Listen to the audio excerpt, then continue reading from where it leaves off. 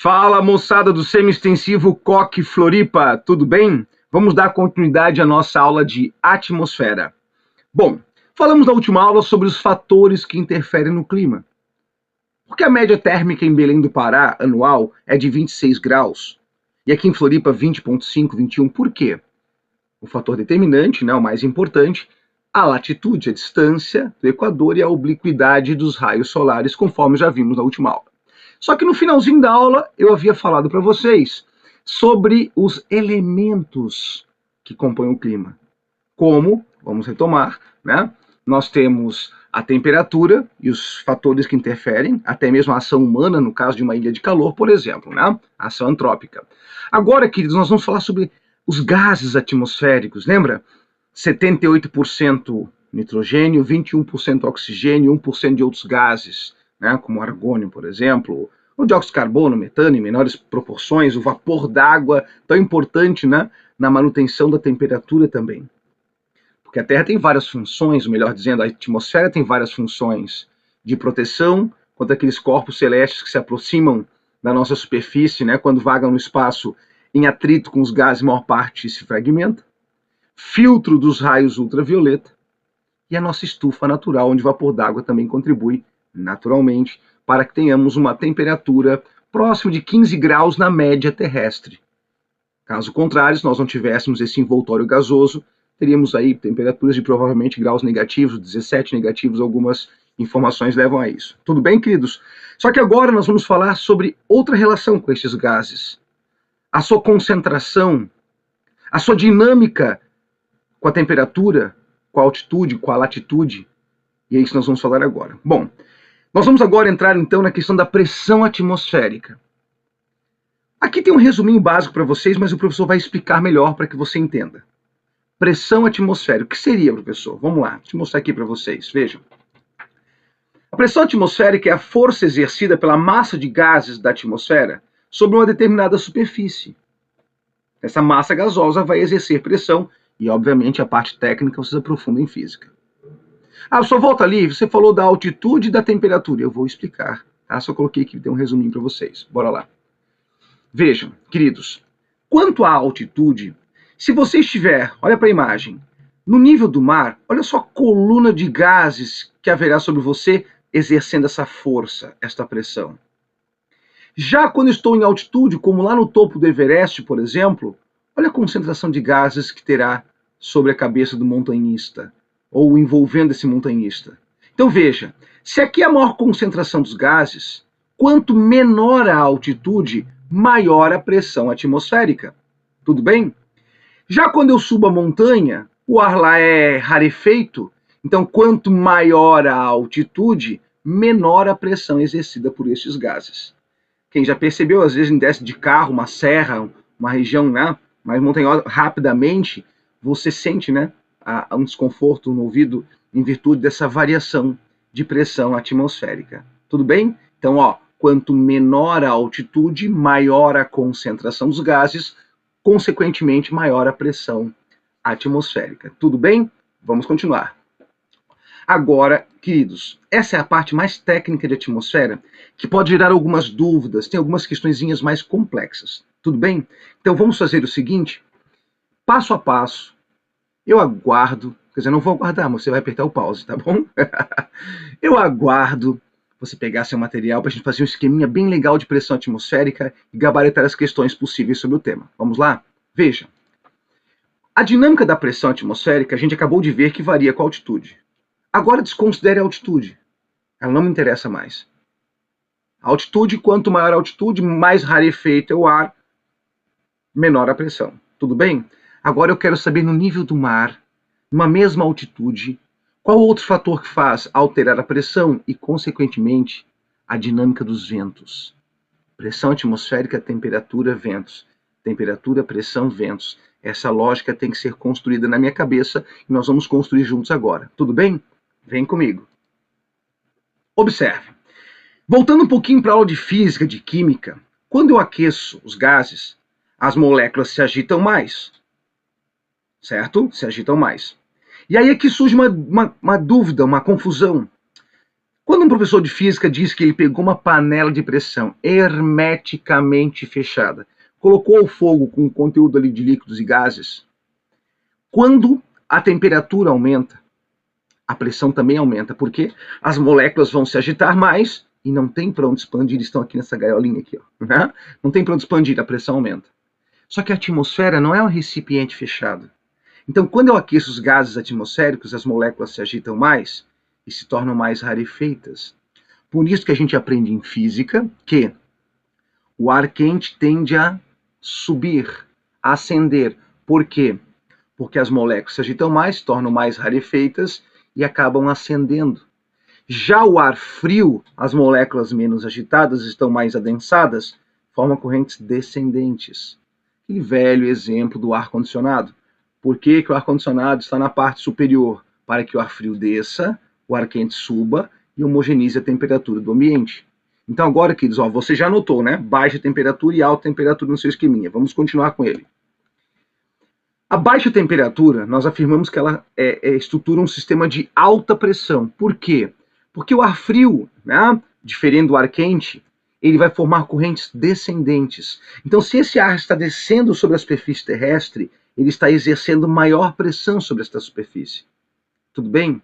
Já o ar quente, as moléculas mais agitadas, que formam correntes ascendentes, o que acontece? Este ar quente que acende, veja, olha para cá, se o ar quente está acendendo, a pressão será menor, que está acendendo.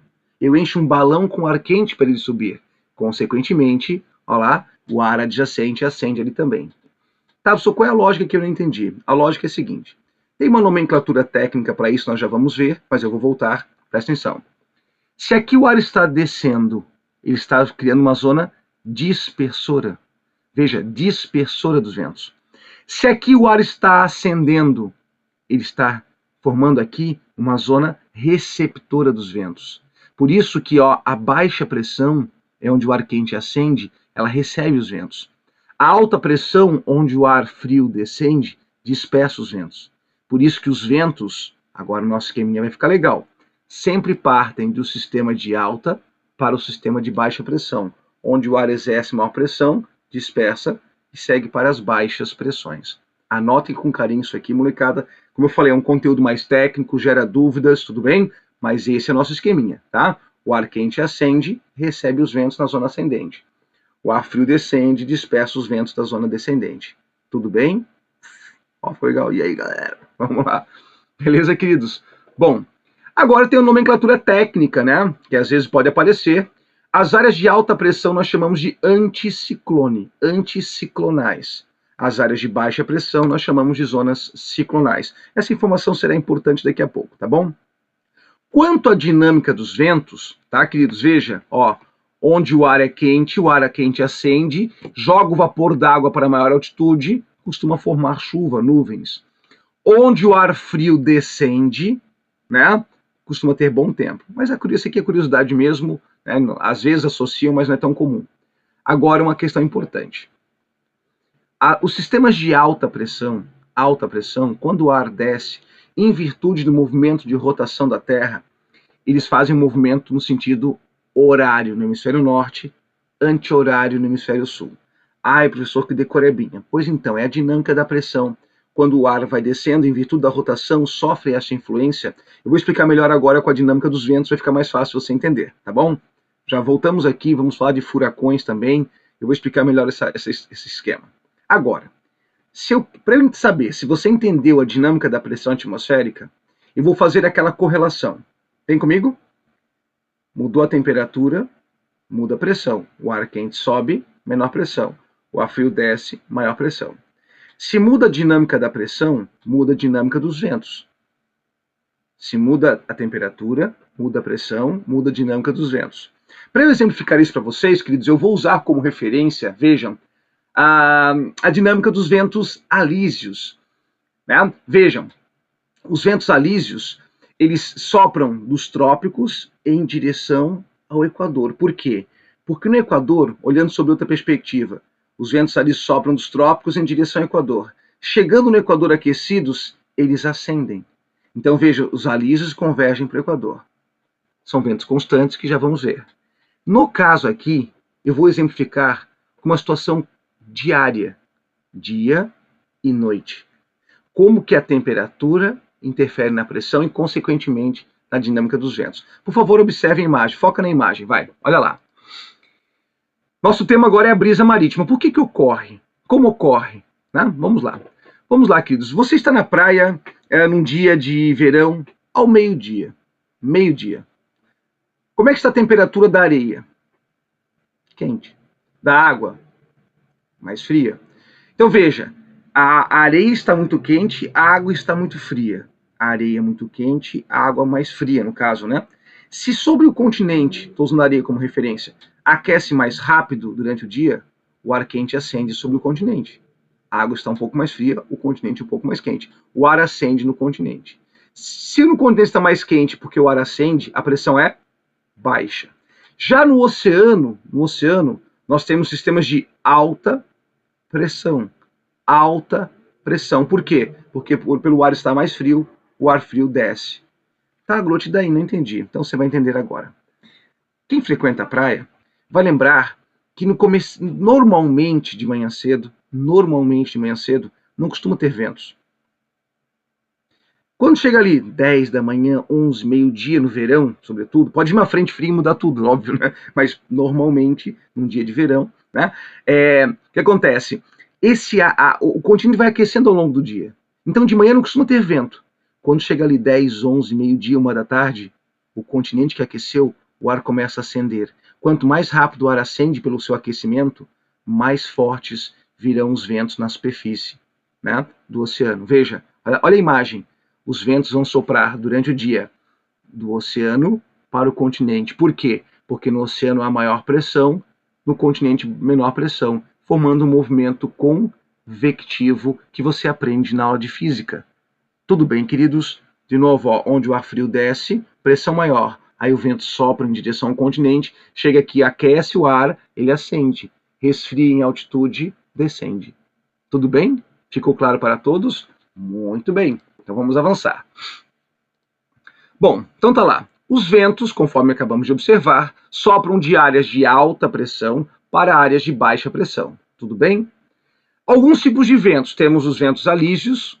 Esses são os mais cobrados, né, galerinha? Vamos lá, né? Os alísios que sopram de nordeste, porque estão partindo aqui do nordeste. E os ventos alísios que sopram de sudeste, tudo bem? Ao norte, os ventos alísios de nordeste, sudeste. Também fazem este movimento em virtude da rotação da Terra. Na aula de astronomia a gente sempre fala sobre isso em rotação. É o efeito Coriolis, que também afeta os furacões, que nós já vamos conversar. Tudo bem? Vamos continuar aqui então. Queridos, como é que a gente pode perceber a influência dos alísios? Na aula de climatologia do Brasil, o professor já explicou, mas vamos lá, né? Vamos lá, que é bom sempre revisar, porque esse fenômeno é muito cobrado, né? Que fenômeno? Esta zona de convergência intertropical, também chamada de ZCIT, né? ZCIT. Eu quero que observem para o planeta agora, essa imagem de satélite, queridos. Percebam que na zona equatorial aparenta ter aqui uma faixa de nuvens. Aparenta não, estão ali as nuvens. Vamos lá. Estão aqui numa faixa de nuvens. Por quê? Porque os ventos alísios estão soprando esse vapor d'água que vai convergir para a zona próxima ao Equador. Lógico, pode ser mais ao norte, mais ao sul. Depende se é verão no hemisfério norte ou verão no hemisfério sul, evidentemente, né? Tranquilo? Mas vejam, ó, esta zona de convergência para onde os ventos convergem pode estar mais ao norte ou mais ao sul. Só não entendi muito bem como é que funciona. Volte à aula de climatologia do Brasil. Nós fizemos um esquema, até usando quadro bem bonitinho, para você compreender melhor essa dinâmica, e eu vou explicar agora sobre outra perspectiva. Observem. Ó, ventos alísios que sopram de nordeste, ventos alísios que sopram de sudeste. Ó, olhando sobre outra perspectiva, olha para a figura lá, vamos lá. Os ventos sopram dos trópicos em direção ao Equador, aquecidos ascendem. Sopram dos trópicos em direção ao Equador, aquecidos ascendem. Aquecidos e com muito vapor d'água, floresta amazônica, oceanos aquecidos no Equador, muito vapor d'água, muita chuva. Então a zona de convergência intertropical, aqui chamada de doldrums, um termo mais técnico, tá? É uma zona sempre com muita umidade, muita chuva. Floresta amazônica não está lá à toa. A floresta do Congo em África também né, está ligada a essa dinâmica, né, dos ventos alísios e a circulação geral da atmosfera. Veja, a mesma célula, aí veja, olha só, ventos alísios, acende, resfria, forma os contralísios, que são os ventos que retornam para a região de média latitude, aqui por, né, em torno de 30 graus de latitude, como está ali. Ó. Tudo bem? Então, ó, uma célula de circulação tropical, a outra célula de circulação, né, temperada e a célula de circulação polar.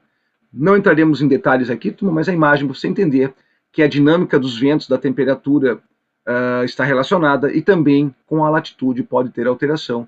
Né? Mas o mais importante mesmo é esta zona para onde convergem os ventos alísios, sempre com muita umidade, muita chuva. Tudo bem? Ó, observando sob outra perspectiva, esqueminha para vocês, a célula tropical, que é a célula do Hadley, né?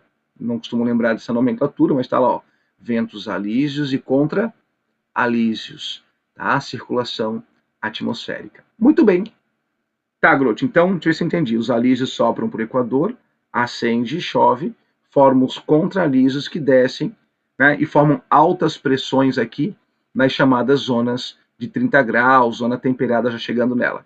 Sim, e é onde ficam os grandes desertos do planeta, né, que os contra-alísios descem ali e dispersam esta umidade que convergiria para o deserto. Ó, de novo, ó, sul da África, norte da África, que ao sul temos o Kalahari e o deserto da Namíbia, e no norte da África o Grande Saara, que é onde descem os contra-alísios e dispersam este vapor d'água.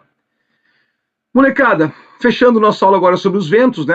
A outro vento pode ser cobrado, a dinâmica das monções, conforme já conversamos também, né, sobre a Ásia. Queria só que lembrassem que os ventos alísios são constantes, a brisa marítima e a brisa terrestre muda entre o dia e a noite, né? À noite o oceano mais aquecido, aí o ar acende sobre o oceano e os ventos vêm do continente, aí a brisa é terrestre, durante o dia a brisa é marítima, como a gente acabou de observar. Agora, os alísios constantes e as monções, também periódica como a brisa, só que sazonal.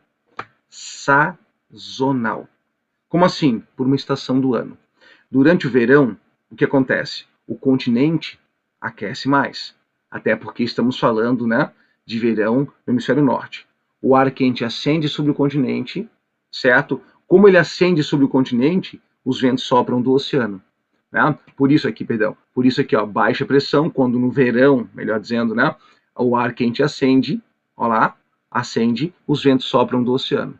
Já no inverno, baixa temperatura, alta pressão. Aí os ventos sopram do continente para o oceano.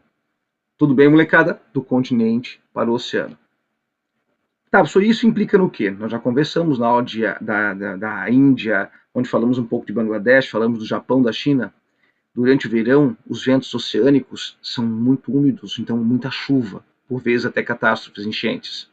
No inverno, o vento vem do continente, né, e aí é um vento mais seco. Então isso influencia até a dinâmica econômica, né, as áreas de cultivo, por isso tão importante nesta região chamada Ásia das Monções, também reconhecida como formigueiro humano, devido à densidade populacional. Tudo bem, queridos? Beleza? Então só lembrar, aqueceu, acendeu o ar, os ventos vêm em direção a esse núcleo de baixa pressão. Trazendo isso agora para a perspectiva dos furacões, vamos entender melhor essa dinâmica, essa lógica, né, desse fenômeno. Já tivemos um furacão por aqui, professor? Sim, o Catarina. O Catarina foi um caso bem particular, né? Por que foi particular? O único a ser registrado. Mas vamos fazer o seguinte, vamos analisar o que é um furacão, um ciclone tropical, um tufão. Tudo o mesmo fenômeno, já explico.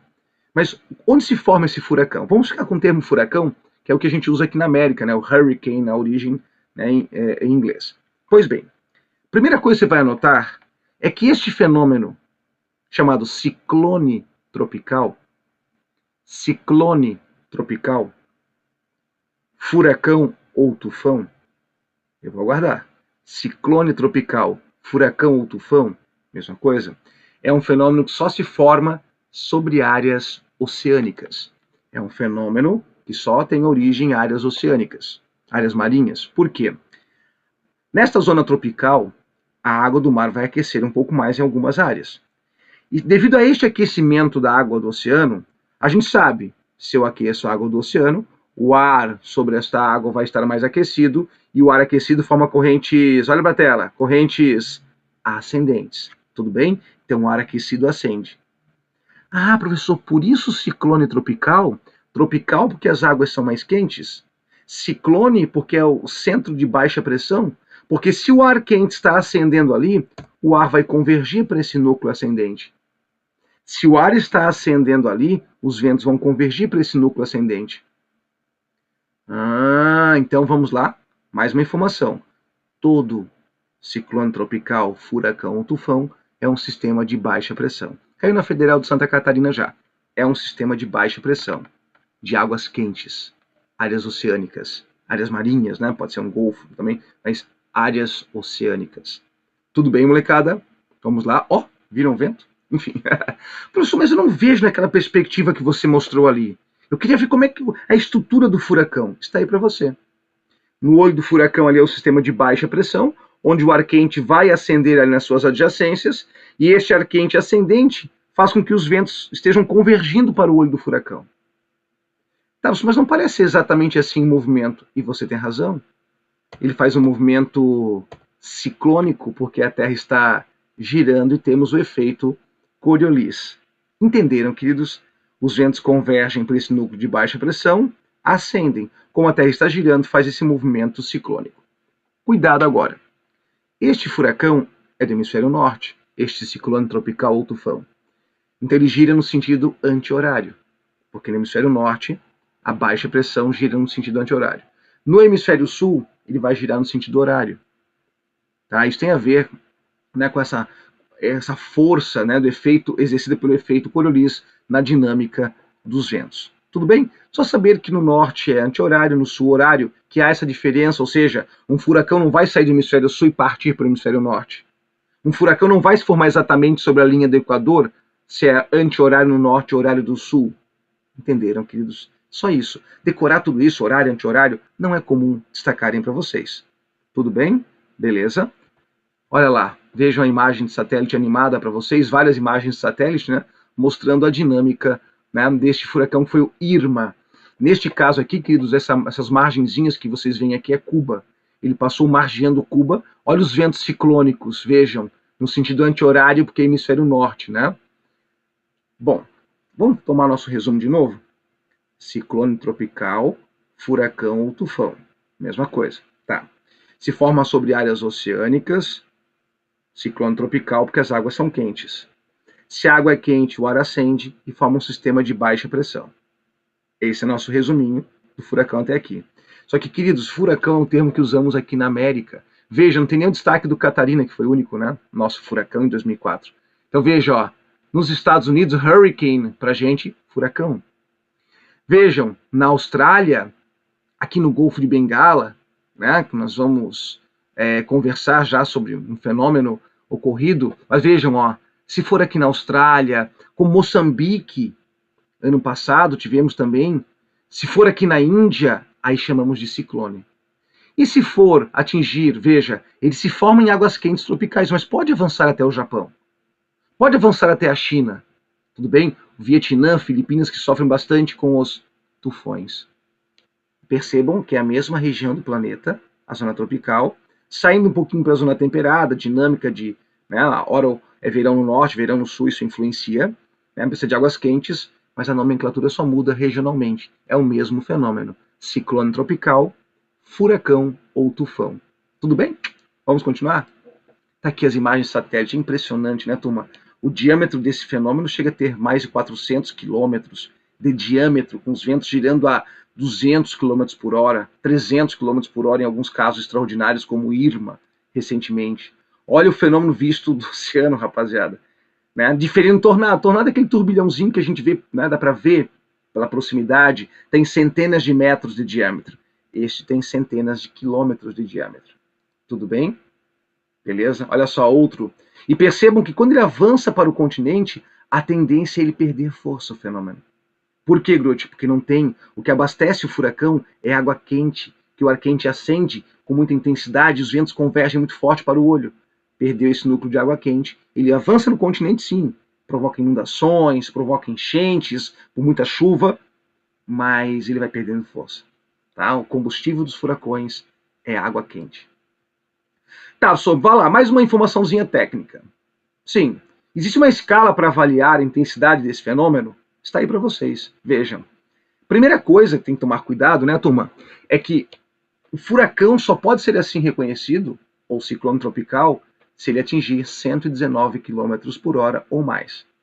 Aí tem o F1, F2, F3, F4, F5, que seria aquele acima de 252 km por hora, como o Irma, um furacão muito forte recente aí. Tudo bem? Abaixo disso são uma tempestade tropical ou uma depressão tropical, né, que é um termo que a gente quase não ouve, porque uma depressão tropical são ventos fortes. Pode provocar uma ressaca nas zonas costeiras, por exemplo. Tranquilo, queridos? Beleza? Aqui em Santa Catarina, a gente não tem ciclone tropical. Nós temos ciclones extratropicais. Tem estrutura diferente, os ventos não são tão fortes, mas provocam ressacas, podem trazer prejuízo para a zona costeira, acidentes marinhos, eventualmente. Né? Então a gente toma cuidado e monitora. Mas veja, não tem aquela estrutura do furacão, o olho do furacão bem reconhecido. Tudo bem, molecada? É um ciclone extratropical que com seus ventos fortes gera ressaca aqui pra gente. Quiser ler mais, tem um linkzinho aí para vocês. Tudo bem? E encerrando o nosso papo dos ventos, né? Comparando agora furacão, diâmetro de centenas de quilômetros, os ventos podem passar de 200 km por hora, né? Se forma sobre o oceano. Tornado. Diferente, Grote? Muito. Tornado, basta que você tenha o encontro de uma massa de ar quente ascendente com uma massa de ar frio descendente. Como assim? O ar quente ascende, o ar frio descende. Quando essas duas massas de ar se encontram, pode formar essa estrutura que nós chamamos de tornado.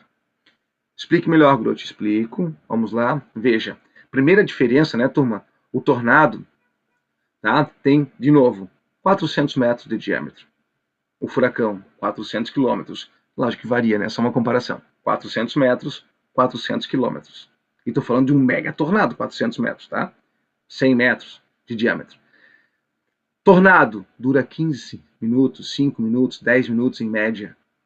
Dura pouco, 20 minutos, um tornado. Ele se forma, certo? Uma força incrível, mas dura poucos minutos. O furacão pode durar dias e pode ir magiando áreas costeiras, né? Destruindo boa parte do litoral de um país ou de um arquipélago, uma ilha inteira, como fez o Irma, né, em algumas regiões da América Central. Tudo bem? Beleza? Furacão dura dias, tornado dura minutos. Furacão tem centenas de quilômetros de diâmetro, tornado tem centenas de metros por vezes, né? Tá aí, ó, o ar quente ascendente, o ar frio descendente é que estruturam esse fenômeno. Tudo bem, queridos? Olha lá, ó, resuminho básico para vocês. Velocidades dos ventos de 64 a 512 km por hora, o mais forte já registrado. E está ali, ó, o ar quente ascendente, o ar frio descendente. Um diâmetro de até 400 metros, está durando em torno de 15 minutos. Bem diferente, né? Olha lá, turma. É impressionante. E tem uma escalinha também, chamada escala Fujita. Enquanto a escala dos furacões é a Saffir-Simpson, essa é a Fujita. Pouco lembrada, mas quando teve um tornado aqui em Santa Catarina, eles citaram a escala Fujita na prova do IFSC na época. E uma curiosidade. Vocês, se me perguntarem qual é o mais forte, não é comum perguntarem isso. Tá? É que é relativo. Um furacão pode devastar um país inteiro, como Cuba, por exemplo. Enquanto tornado destrói uma cidade, o raio de ação dele é menor. E por ser menor, ele costuma ser um pouco mais dinâmico e os ventos podem passar até de 500 km por hora em casos muito extraordinários. Tudo bem? Mas acima de 200 km por hora, nos Estados Unidos, que tem centenas de tornados por ano, não é nada extraordinário. Tudo bem? Olha agora a comparação. Veja o rastro de um tornado no interior dos Estados Unidos. Você percebe por onde ele passou, então, um diâmetro menor comparativo ao furacão. Tudo bem? E aqui, como o Tio Groto já tinha falado na nossa aula de Brasil, tá? Agora só vou dar um reforço. Percebam a dinâmica dos 3 tipos de chuva. Só revisãozinha, tá? Olha lá. Quando o ar úmido vem do oceano, se depara com uma zona costeira, onde há uma elevação do relevo, uma serra, né, montanha, esse vapor d'água vai ascender, vai encontrar o ar frio, vai condensar e precipitar. Essa chuva por barreira do relevo é a chuva orográfica. Lembra dela? Comum no litoral brasileiro, Serra do Mar, por exemplo. Facinho, né? O vapor d'água está na atmosfera. Quando ele ascende, satura, né, a essa atmosfera de vapor d'água, as gotículas se agregam e precipitam. Chuva convectiva, aqui no sul do Brasil, chamada de chuva de verão, por quê? Preciso de dias com temperaturas mais elevadas para ter intensa evaporação, condensação, precipitação. Evapora, condensa, precipita, convectiva. Comum na Amazônia, porque é muito quente e muito úmido. Evapora, condensa, chove. Tudo bem?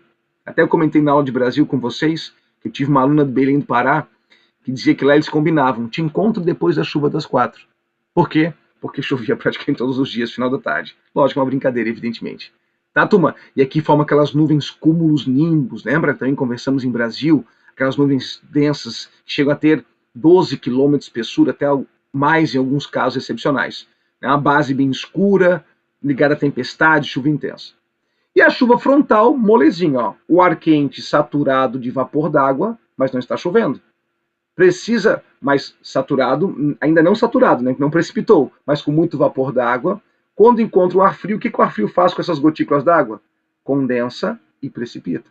Então, quando uma massa fria se aproxima aqui do sul, a massa polar atlântica, ela vai avançando.